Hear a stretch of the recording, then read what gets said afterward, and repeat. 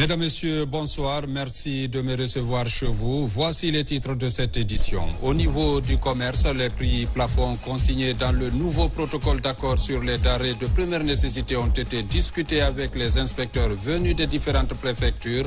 Le but, veiller à l'application correcte du protocole signé avec la Chambre du commerce. Au niveau de l'enseignement supérieur et de la recherche scientifique, les acteurs se penchent sur la qualification de la formation. Plusieurs programmes ont été validés pour répondre aux besoins du marché de l'emploi. La Guinée, célébrée du côté de l'affrontement, a mobilisé les ressortissants vivants en Europe et autres artistes pour vendre la destination Guinée. Vous aurez les temps forts de cette rencontre dans ce journal. Une fois encore, bonsoir et merci de la fidélité à la télévision nationale. La dépouille mortelle de l'ancien chef d'état-major général des armées, le général de 2e section Diarra Camara, décédé vendredi à Tunis par suite de maladie, est à Conakry. Ce matin, un hommage lui a été rendu au bataillon du quartier général par le commandement militaire en présence du chef du gouvernement, des présidents des institutions républicaines, du ministre d'État, ministre de la Défense nationale. Reportage adjudant-chef Oumar Camara, correspondant de la presse militaire.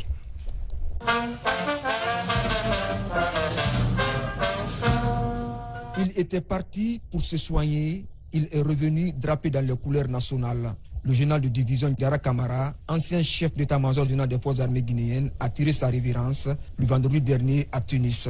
Ce lundi 12 février 2024, à la place d'armes du bataillon du quartier général Bekiji, la nation lui rend un dernier et vibrant hommage devant le premier ministre-chef du gouvernement, les forces de défense et de sécurité, représentants des institutions républicaines, parents, amis et collaborateurs étaient fortement mobilisés pour saluer la mémoire de ce vaillant combattant. Général de division Diarra Camara, par ton courage, ton dynamisme, ton engagement sans borne, ta disponibilité constante, ta volonté de servir ton peuple et de défendre ta patrie nous inspire au plus haut degré. Au seuil donc de ta dernière demeure, nous promettons de suivre ton bel exemple de courage et d'abnégation. Né en 1943 à Koubiladou, préfecture de Massanta, de division Diarra Camara a participé à plusieurs missions de maintien de la paix dans la sous-région et occupé de hautes fonctions au sein des forces armées guinéennes.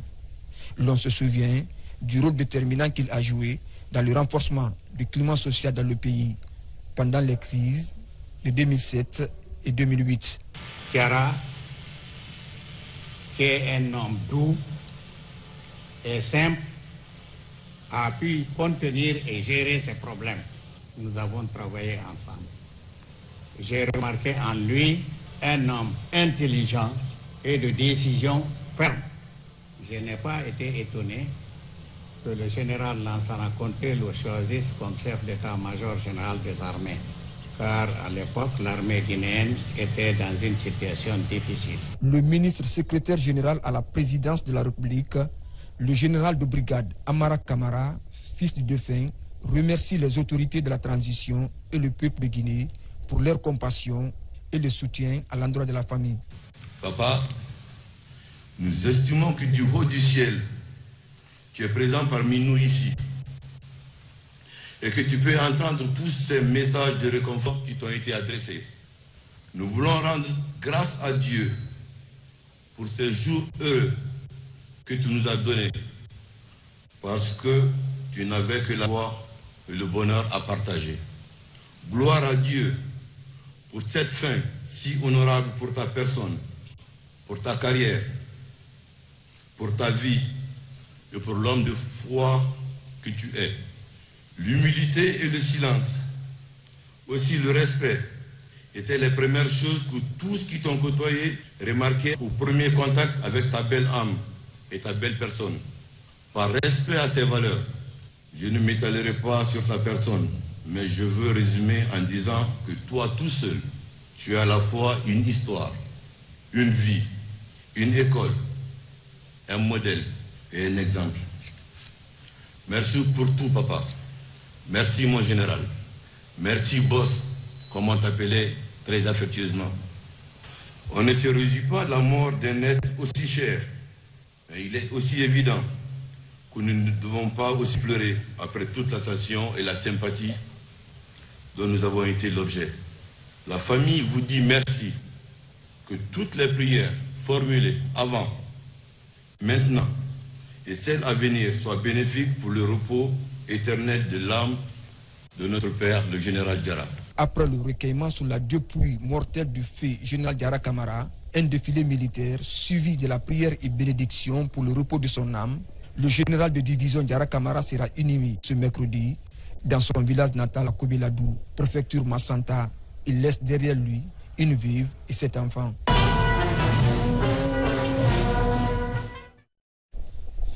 Paix à l'âme de l'illustre disparu. Lutte contre la corruption.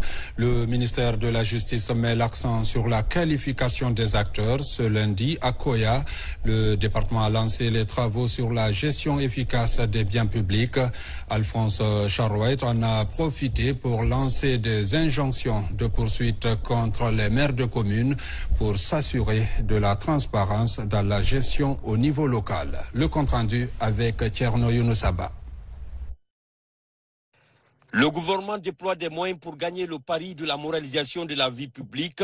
La volonté s'est traduite par la retraite à Koya des acteurs devant animer la politique pénale du gouvernement. Magistrats, greffiers et officiers de police judiciaire sont mis à contribution pour une bonne gestion des biens. L'idée, c'est de renforcer l'efficacité de l'action publique, améliorer la transparence budgétaire dans la gestion des fonds publics. Monsieur le ministre d'État, permettez-moi de vous réitérer et de réitérer à l'ensemble des personnalités ici présentes la ferme d'aide, monsieur le ministre du Budget, ainsi que l'ensemble de ses équipes pour accompagner les différents corps investis du contrôle de l'action publique. Au ministère de la Justice et des Droits de l'Homme, de nombreux chantiers anticorruption sont ouverts pour l'abondance des procédures. Le garde des Sceaux tient à la qualification de ces professionnels. Désormais, les acteurs sont bien armés pour mener le combat contre la corruption. Aujourd'hui, cette rencontre de Koya est la preuve que toutes les actions menées par le département de la justice visent uniquement à faire en sorte qu'il y ait reddition de compte de la gestion de la chose publique en République de Guinée. Pour nous, ces maires-là, tous les SAF au niveau de ces collectivités, ils doivent rendre compte. C'est pourquoi on a dit de prendre aussi des mesures d'interdiction de sortie pour eux tous. Ça va être de même aussi pour des gens qui s'occupent des marchés publics, les responsables des marchés publics. Cette activité dédiée aux réformes du secteur de la justice constitue une volonté du ministre d'État, garde des Sceaux, de rapprocher la justice des justiciables. Parlons aussi des médias, des commissaires de la HAC. La haute autorité de la communication ont conféré avec les journalistes dans la préfecture de Kindia. Les échanges ont porté sur le décrochage de certaines chaînes de télévision sur le bouquet Canal+. Le point avec Alpha Yassila.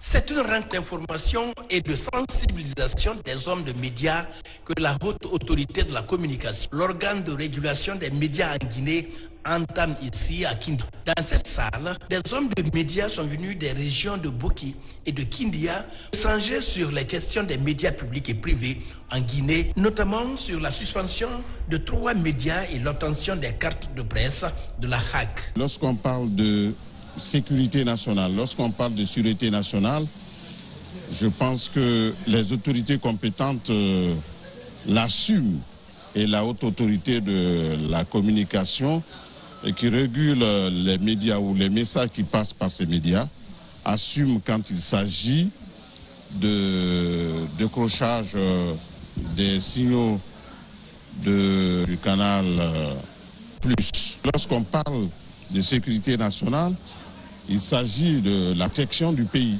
Des détails sur la responsabilité des journalistes en cette période de transition ont été largement évoqués. Cette visite de la haute autorité était opportune. Ça a été l'occasion donc de parler de beaucoup de questions d'actualité et surtout de l'importance de cette carte professionnelle de la presse. Donc on n'a pas on n'a pas manqué d'interpeller les commissaires de la HAC par rapport à cette situation, notamment de la presse privée. Pour mieux protéger les journalistes, la Haute Autorité de la Communication a mis en place des cartes professionnelles. Jusqu'à présent, certains journalistes tardent à s'en procurer. Tout ce qu'on dit, tout ce qu'on fait, c'est que cette carte nous protège. Et comme elle nous protège, c'est essentiel pour nous. La HAC qui est en train de fournir de l'effort pour doter les journalistes d'une carte professionnelle. Et cette carte peut, dans le respect de l'art, dédouaner les journalistes pour aller à la recherche de l'information. Après la Basse-Guinée, la Haute Autorité de la Communication va poursuivre sa campagne d'information et de sensibilisation dans les autres régions pour que tous les hommes de médias soient au même niveau d'information. Je vous l'annonçais dans les titres, tenue d'une réunion autour des prix plafonds contenus dans le nouveau protocole portant approvisionnement des marchés en denrées et fixation des prix. La rencontre a regroupé les directeurs préfectoraux, inspecteurs régionaux du commerce industriel PME et les présidents des bureaux de la Chambre de commerce. Tous ont été édifiés sur les engagements des parties prenantes du protocole avec à la clé des recommandations sur leur rôle une fois de retour dans leur localité. Le point avec Abdul Karim Kamara. La rue commerciale de Mamou et son habituelle effervescence dans les échanges. Ici, depuis près de 2 semaines, les prix issus de l'accord tripartite sont affichés. Cela coïncide avec une réunion d'information sur ces prix convoquée par la Direction nationale du commerce intérieur dans la ville Carrefour. La rencontre regroupe les services déconcentrés du ministère du Commerce. Nous sortons avec une stratégie de communication, une stratégie qui fera l'objet d'implémentation sur tout le territoire national et ne soyez donc pas étonnés que désormais les consommateurs soient mieux informés sur les prix pratiqués, mieux informés sur les voies de recours possibles, mieux informés sur effectivement ce qui est des réalités, tant bien sur les prix, sur leur niveau de stock, mais aussi sur la situation, la conjoncture internationale. Cette réunion nous a permis de connaître profondément la notion du prix plafond et l'effectivité également du contenu du protocole dans toutes les localités. Ils sont inspecteurs régionaux, directeurs préfectoraux du commerce ainsi que les représentants de la Chambre de commerce. Au cœur de la réunion, le rappel du contexte international, sans oublier les efforts consentis par l'État ayant abouti à la fixation des prix consignés dans le protocole. Ça va nous permettre, nous, services déconcentrés, d'être édifiés. Et à notre tour, nous pourrons informer et sensibiliser la population de nos différentes régions. Le panier de la ménagère, il faut surveiller. Il faut faire tout pour que la Guinée profonde, que les gens se sentent à l'aise. Après la réunion, les mêmes acteurs se rendent sur le terrain pour constater des visu l'affichage des prix, doublé de sensibilisation. Ils ont aussi noté la présence dans certains magasins de nouveaux stocks de certaines denrées concernées par le protocole d'accord. Restons dans l'arrière-pays pour parler aussi de l'inauguration du commissariat central de Farana par le ministre d'État, ministre de la Sécurité et de la Protection civile, lancé depuis février 2023. Désormais, c'est dans ce bâtiment neuf que les policiers de Sankaran exercent. Reportage, Diarra Diallo, Souleymane Kondé. Renforcer la sécurité des personnes et le bien-être des fonctionnaires de police, l'une des principales missions des autorités de la transition. Cette volonté se matérialise sur le terrain à travers la mise en place d'infrastructures modernes pour les services de police et de protection civile. La ville de Parana bénéficie ainsi de cet édifice qui servira désormais de cadre de travail aux policiers du commissariat central. Excellence, Monsieur le ministre, je voudrais informer votre autorité que des bâtiments de ce genre étaient attendus depuis très longtemps à Farana, mais c'est seulement à l'avènement du CNRD et à la suite de votre nomination à la tête du ministère de la Sécurité que Farana a été gratifié. Depuis votre nomination à la tête du ministère de la Sécurité et de la Protection civile, vous avez fait de votre cheval de bataille la construction des infrastructures dignes de nom permettant aux fonctionnaires de police et de la protection civile de travailler dans un environnement sain. Ce commissariat de police de Sankaran est bâti sur un espace de 4000 m². Sa réalisation concrétise la volonté de l'État d'assurer la sécurité des populations. Cet événement marque un moment important pour notre localité, car il témoigne de l'engagement inébranlable des autorités au plus haut niveau qui placent la sécurité et la protection des populations ainsi que de leurs biens parmi les priorités du gouvernement. Avec ce commissariat central flambant neuf et celui de Daboula qui a déjà été inauguré et qui est fonctionnel, la région administrative de Farana compte désormais 2 commissariats centraux plutôt modernes.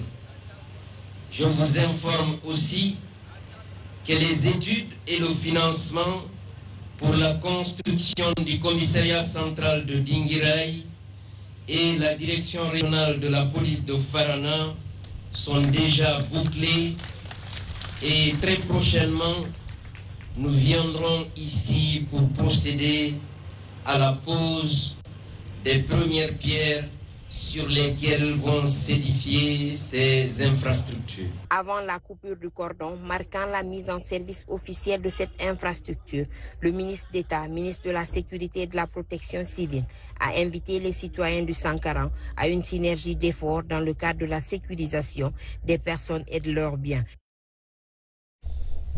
Au gouvernorat de la ville de Conakry, une rencontre s'est tenue ce matin avec les victimes de l'incendie du dépôt des hydrocarbures de Kaloum. La question de la réhabilitation des habitations touchées a été évoquée. Moussa Bangoura. Les victimes du drame survenu au dépôt central d'hydrocarbures de Koronti sont au gouvernorat de Conakry, en compagnie des sages, des chefs de quartier et autorités communales de Kaloum. Ces femmes, jeunes et chefs de famille viennent échanger avec la gouverneure et la ministre de la promotion féminine, de l'enfance et des personnes vulnérables. Les discussions étaient axées sur la reconstruction de leur habitation, la prise en compte des sinistrés non recensés et leur plaidoirie à l'endroit des autorités de la ville suite aux échauffourées eu lieu la semaine passée à Kaloum. On nous a mandaté de venir sous l'égide de notre Kontigui de Kaloum, la mairie de Kaloum et tous les quartiers, les 11 quartiers de Kaloum pour venir demander pardon. Ça ne se répétera plus. La gouverneure Wassila et Achananet Conté, ministre de la promotion féminine et des personnes vulnérables, prennent acte de ces pourparlers qui concourent à la consolidation de la paix. Ce qui a amené ces manquements, c'est les manques d'informations. Et cela, il fallait les expliquer un peu quels sont les déroulés de cette chose. Sinon, le président Mamadi Doumbouya, il ne ménage aucun effort, lui et son gouvernement, pour créer les meilleures conditions de vie pour la population de Conakry. Tout le gouvernement derrière le Premier ministre, chef du gouvernement, Dr Bernard Goumou, nous sommes à la tâche pour que rapidement les points qui ont été soulevés puissent vraiment connaître des résultats probants que la population va voir. De sages conseils ont été prodigués de part et d'autre en vue de renforcer la cohésion sociale et la solidarité à Kaloum, siège de l'administration guinéenne. Et puis, dans les universités, les anomalies signalées au niveau de la délivrance des diplômes mobilisent les recteurs et directeurs généraux autour de l'incohérence juridique observée. Ils ont travaillé de concert avec les encadreurs pédagogiques pour l'harmonisation et la sécurisation des diplômes. Reportage Mounir Bari, Kandesila. Le règlement des études de licence du 31 décembre 2019 abrose celui de 2017 qui est devenu obsolète. Dans les 17 institutions d'enseignement supérieur, c'est le règlement de 2019 qui est en vigueur. L'harmonisation et l'uniformisation des diplômes visent à sécuriser et à crédibiliser les diplômes à travers les 17 institutions universitaires du pays. Le règlement de 2019 abroge toute disposition antérieure contraire. Maintenant, si on applique à Symphonia ce qu'on a à toutes les autres IS, le même règlement, pourquoi ils vont s'inquiéter si on ramène leur mention à la normale? C'est-à-dire qu'un étudiant de Symphonia qui a 7 à la licence, il aura bien. Celui qui a 6 aura assez bien. Celui qui a 5 passable. Très bien, c'est 8. Il y a plus excellent. Nous sommes dans un espace qu'on appelle l'espace CAMES. Nous devons harmoniser nos notations à l'espace CAMES. Nous ne pouvons notation à l'espace CAMES. Nous ne pouvons pas avoir un système de notation qui soit différent de celui qui existe dans l'espace dans lequel nous sommes. Aujourd'hui, partout où vous allez, moi je connais très bien les institutions d'enseignement supérieur du CAMES, partout où vous allez, ce sont les mêmes notations. Pour la conférence des recteurs et directeurs généraux, les incohérences juridiques constatées à l'Université Générale Lansana Conté de Symphonia seront corrigées et les étudiants seront rétablis dans leurs droits conformément à la nouvelle réglementation en vigueur. Rien qu'à cause de cette entre le préambule et le contenu du diplôme, ça justifie que l'on rappelle les diplômes pour corriger cette non-conformité. Les mentions qui doivent être attribuées doivent l'être sur la base d'un seul et unique règlement, qui est le seul règlement valable de l'institution d'enseignement supérieur, le règlement des études de licence du 31 décembre 2019. La traçabilité et la sécurisation des diplômes sont des axes prioritaires des autorités du ministère de l'Enseignement supérieur, de la Recherche scientifique et de l'innovation. Au ministère de l'Enseignement supérieur, toujours, des réformes sont en cours aussi pour qualifier les programmes. Les enseignants-chercheurs venus de toutes les institutions d'enseignement supérieur du pays se sont retrouvés ce matin pour passer en revue et valider les nouveaux programmes en tenant compte des exigences du marché de l'emploi. Reportage Bakary Bambakonde. À l'enseignement supérieur, les innovations se multiplient pour rendre performants les programmes enseignés. Ainsi, depuis 2022, le département a initié le processus de réforme des programmes dans les universités et instituts du pays. Il s'agit de les diagnostiquer afin de les mettre en adéquation avec le marché de l'emploi pour la satisfaction des diplômés. Ce matin, à l'université de Symphonia, il a été question de valider le rapport de l'auto-évaluation des institutions d'enseignement supérieur pilotées par la direction générale de l'enseignement supérieur et le bureau de stratégie et de développement. On s'inscrit dans une dynamique qui se mondialise de plus en plus. L'ouverture, la crédibilité, le renforcement de l'employabilité et de la crédibilité de nos produits dans le cadre de leur insertion socio-professionnelle est le gaz de ce processus.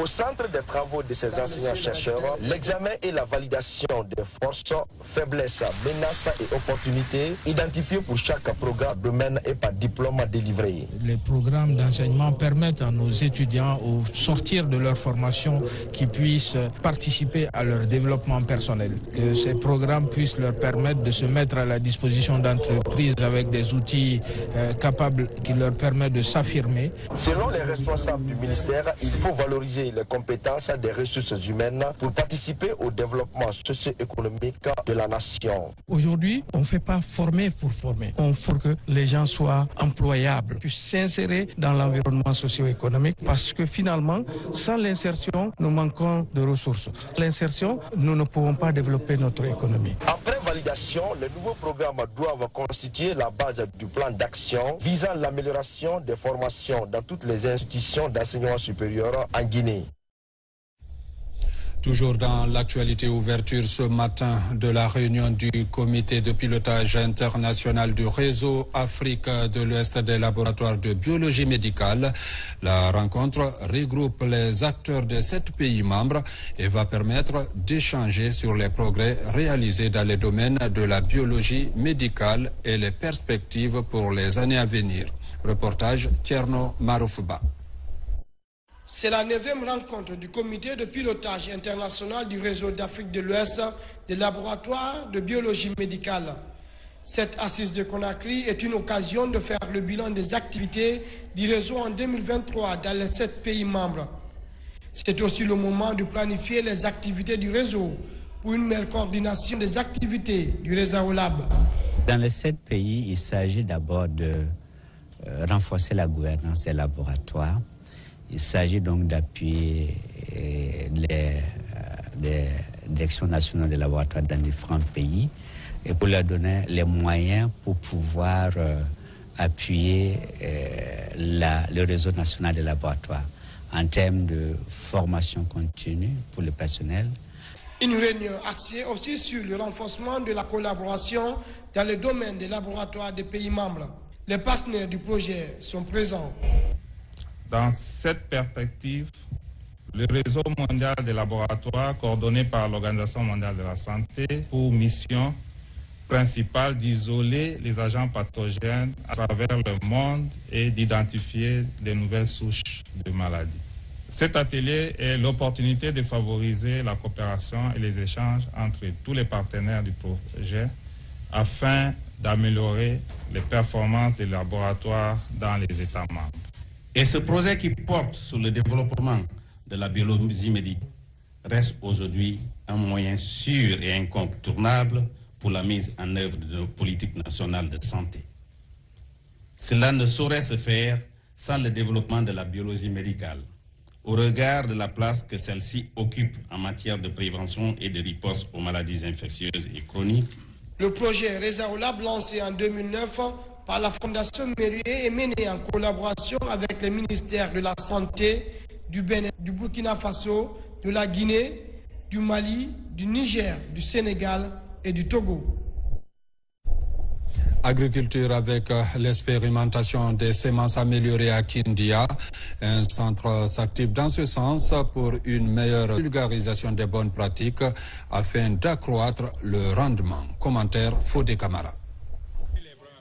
Localité d'une grande renommée dans le domaine du développement rural, Foulaya, comme au bon vieux temps, continue à attirer les promoteurs de la croissance verte pour aider les producteurs à mieux lutter contre les ennemis des cultures afin d'améliorer les rendements. L'entreprise Tidiane Agriculture a installé ce champ école de démonstration grandeur nature à Foulaya Moudia, à la périphérie de la ville de Kindia. Ce site de formation que nous avons bien voulu instaurer, c'est par rapport aux difficultés que nous connaissons sur le terrain.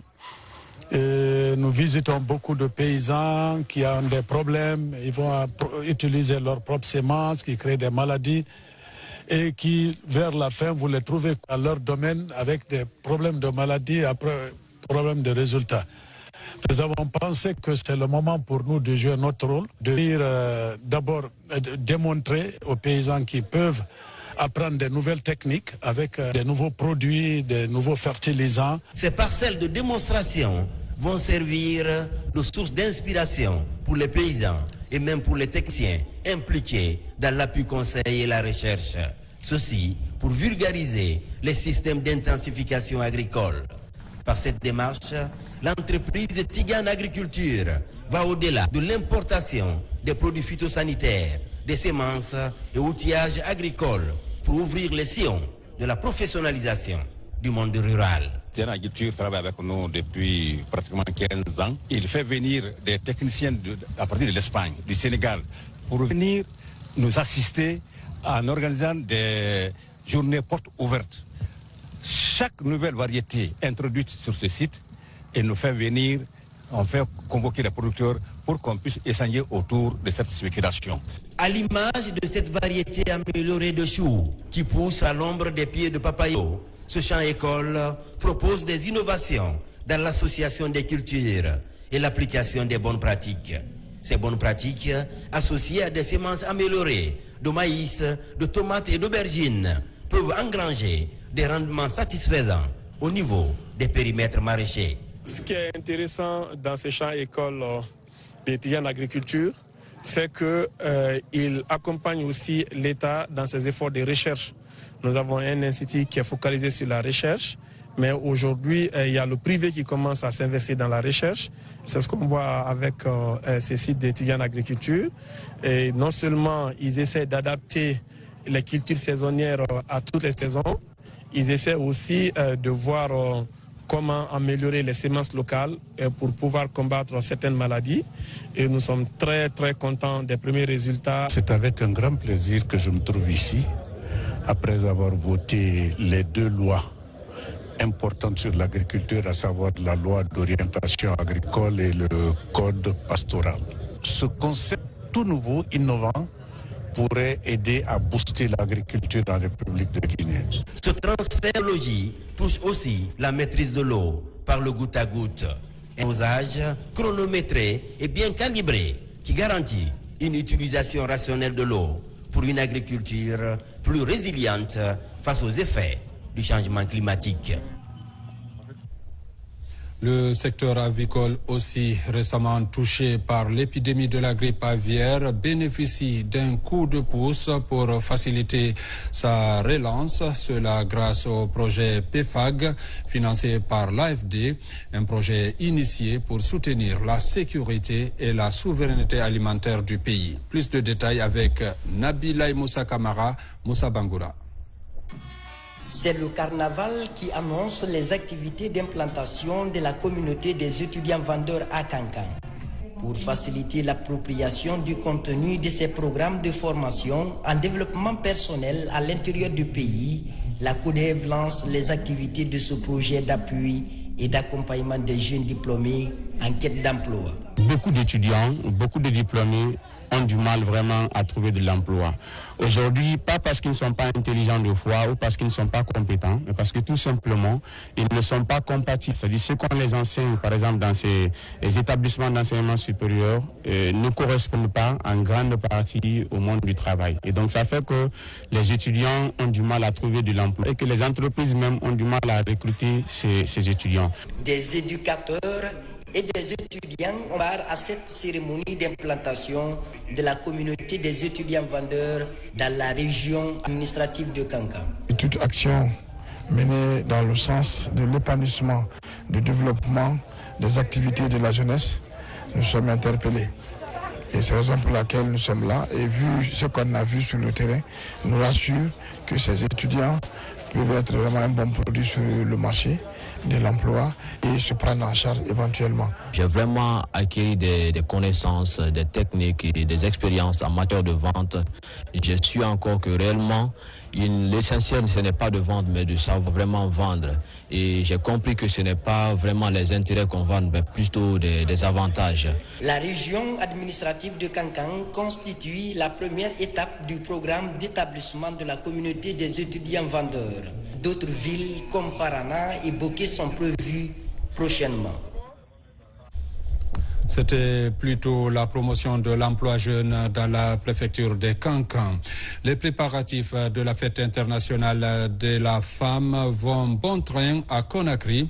Plusieurs femmes anciennes ministres du département de la promotion féminine mettent leur expérience à contribution pour la réussite de l'événement. Au cours de la rencontre, les activités de plaidoyer qui vont meubler tout le mois de mars ont été identifiées. Mohamed De Camara.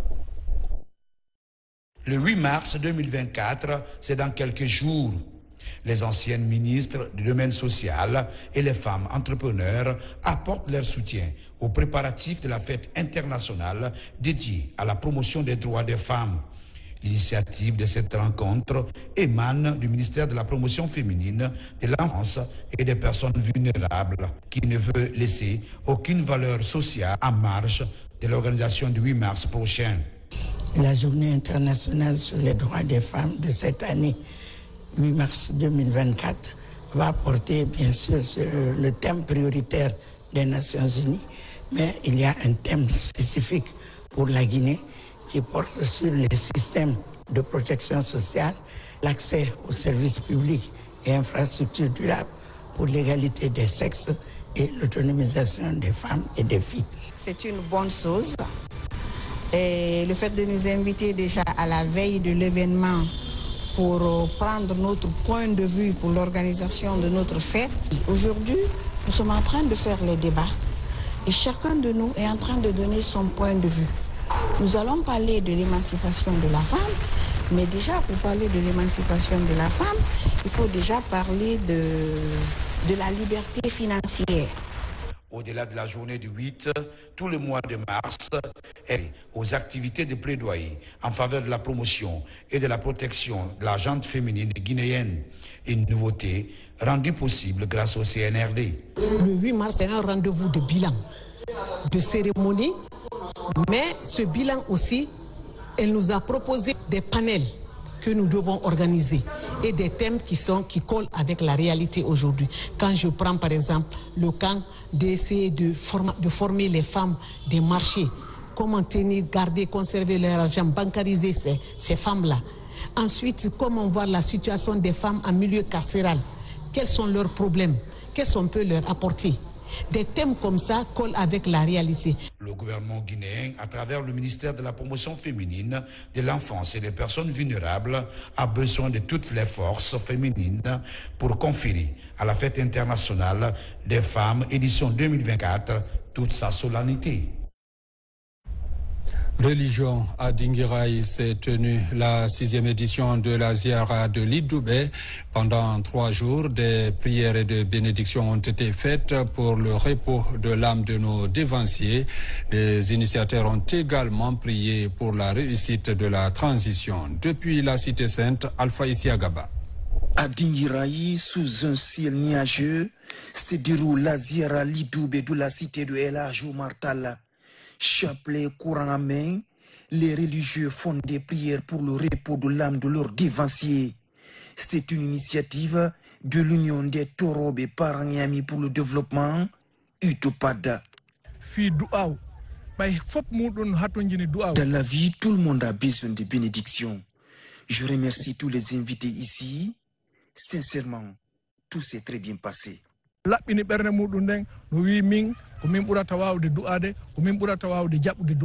paix, l'unité nationale qu'il donne à nos responsables locaux jusqu'au chef de l'État, la force, l'intelligence, la capacité, l'écoute des cris de la population pour que les problèmes de cette population soient résolus au temps du général Mamadi Doumbouya. À cette Ziara l'Idoubé de la Cité Sainte de Dinguiraye, les initiateurs ont eu une pensée affectueuse pour les victimes de l'incendie du dépôt central des hydrocarbures de Koronti. Des prières ont également été faites pour une transition réussie et apaisée en Guinée. L'objectif est toujours le même, c'est pour faire des prières, des bénédictions pour le repos de nos anciens. Et nous prions que cette transition se termine dans la paix. À cette retraite religieuse de Dinguiraye, des délégations sont venues de tous les horizons pour partager ce moment de prière et de bénédiction. La cérémonie religieuse s'est déroulée pendant 3 jours ici, dans la préfecture de Dinguiraye. Bon, de l'hommage à Nelson Mandela en Guinée, la journée dédiée à ce grand homme a mis l'accent sur les actions héroïques de Madiba en faveur de l'égalité et la stabilité de l'Afrique du Sud. Depuis sa libération le 11 février 1990, l'ancien chef d'État sud-africain est célébré à travers le monde pour sa prouesse. Le récit avec Mikini Moussa Kamara, Noumoussou Diakité. Nelson Rolihlahla Mandela est un des dirigeants historiques de la lutte contre le système politique institutionnel de ségrégation raciale apartheid. Madiba est devenu président de l'Afrique du Sud de 1994 à 1999 à la suite des premières élections nationales non ségrégationnistes de l'histoire de la nation arc-en-ciel. Le membre influent de l'ANC, le Congrès national africain, mène diverses réformes en faveur de la justice et de la tolérance après 27 années de détention et après avoir refusé d'être libéré pour rester en cohérence avec ses convictions. Le récipiendaire de la médaille présidentielle de la liberté de George Walter Bush des États-Unis d'Amérique 2002 est relâché le 11 février 1990. Depuis lors, le prix Conscience Planétaire Club de Budapest 2004 est célébré à travers le monde pour avoir servi son pays de façon inconditionnelle et un fervent défenseur des plus faibles. Cette année, c'est Mafereya qui abrite les festivités sous-préfecture de Forêt-Carrière. Nelson Mandela est un symbole de combat, un symbole de paix, un symbole d'amour de patriotisme. Nelson Mandela rentre un icône, un logiciel qui doit vraiment nous inspirer. Son altruisme. Il a été très altruiste. Il ne s'est pas battu pour lui-même. Il s'est battu pour la cause des autres. La Guinée a été un soutien de taille de l'idéologue sud-africain. Ex-chef de l'exécutif de la nation arc-en-ciel est immortalisé dans notre pays par un complexe scolaire et universitaire qui porte son nom en guise de reconnaissance pour ses actions héroïques. Elle représente la liberté, mais aussi elle représente un message qui dit l'Afrique doit être d'abord formation, education, et l'Afrique c'est un pays parce que comme Mandela, il y a aucun Sud-Africain président qui n'était pas en Guinée. Chaque Sud-Africain président était là. L'ambassadeur de la conscience d'Amnesty International reçoit le prix Nobel de la paix en 1993 en hommage à son travail pour l'élimination pacifique du régime de l'apartheid et pour l'établissement des fondations d'une Afrique du Sud nouvelle et démocratique. Le 10 novembre 2009, l'Assemblée générale des Nations unies déclare le 18 juillet Journée internationale Nelson Mandela. Dernier titre de cette édition, la salle mythique du Zénith de Paris a vibré au rythme de la musique africaine de Guinée. La nuit de la Guinée en France a mobilisé l'ensemble de la diaspora guinéenne autour des artistes de renom, le tout pour magnifier la diversité culturelle et vendre également la destination Guinée. Reportage Mohamed Souma Falilou Diallo. C'est ici, dans la salle mythique du Zénith de Paris, que s'est déroulée la toute première édition de la Nuit de la Guinée en France. Des prestations scéniques et artistiques, des ténors de la musique africaine de Guinée ont égayé les mélomanes. Des artistes de renom se sont relayés au podium pour promouvoir les rites et danses guinéennes. Le patriotisme nous conduit à toujours agir pour la Guinée. Là où il y a le nom de la Guinée, nous devrions tous être unis derrière cette idée. C'est un sentiment de joie pour moi, tu vois, de donner de la force à mon pays. Et c'est la première édition et ça sera toutes les années qui vont suivre. La Nuit de la Guinée, ça va continuer, ce sera continuel. En fait, il faut qu'on donne de la force à la Guinée. Ainsi, la fête fut totale au Zénith de Paris. Elle a mobilisé une pléiade d'opérateurs culturels, mais également d'hommes d'affaires et autres Guinéens de la diaspora. Et c'est une première fois que tous les opérateurs qui se regroupent, les artistes, aujourd'hui on dirait que Conakry est au Zénith. C'est la Guinée qui est au Zénith. Les Guinéens ont représenté le pays par rapport à cette première édition. Nous sommes très contents par rapport au déplacement des Guinéens. Et cette première édition n'a pas été facile, pas du tout, mais on va remercier en fait en gros les Guinéens qui ont pu faire le déplacement par rapport à cette première édition. C'est une très bonne initiative qu'il faut soutenir, il faut aider.